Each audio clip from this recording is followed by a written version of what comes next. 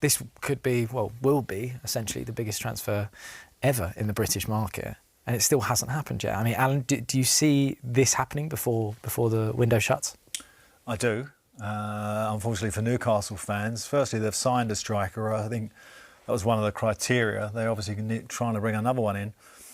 But the player wouldn't be having this standoff if he had no kind of encouragement, or his agent wasn't getting encouragement from the other end. So I personally feel Liverpool are biding their time and they're going to make that second bid. And then it's a case of have Newcastle got the second striker, and will they do it? The player, without a shadow of a doubt, is adamant that he's going, and that's giving Eddie a problem.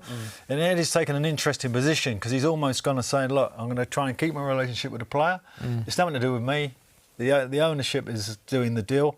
If they do it, if they don't, so that he can carry on. If the process doesn't go through.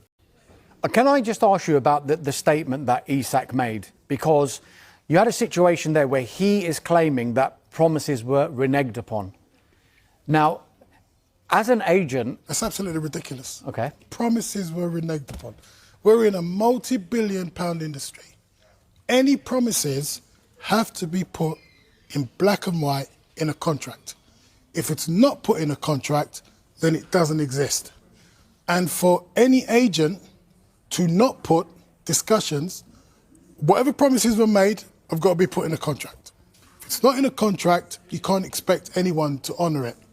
And for the player to say that he was made promises, that's a reflection on his representatives.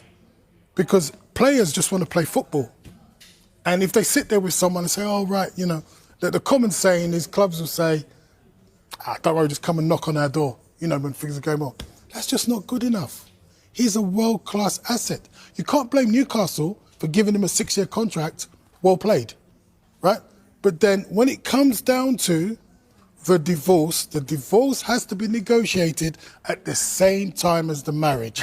There are too many agents out there doing an average job, and I don't want to criticise this agent in particular because I'm not 100% sure what's going on behind the scenes. But this situation should never arise. And by the way, after 3 years, it's muted that he was supposed to get another contract. OK, so he gets another contract after 3 years. That contract's got to be extended. So if he would have got this so-called contract, then his contract would have had to been extended. So what are we looking at now? Another 6 years? So then now he's saying he wants to leave with 5 years left on his contract. I just want the fans to understand, because sometimes fans don't understand what's going on, especially with agents and players. If a player signs a long-term contract, they have to honour the contract. And the fans have to tell every player, honour your contract.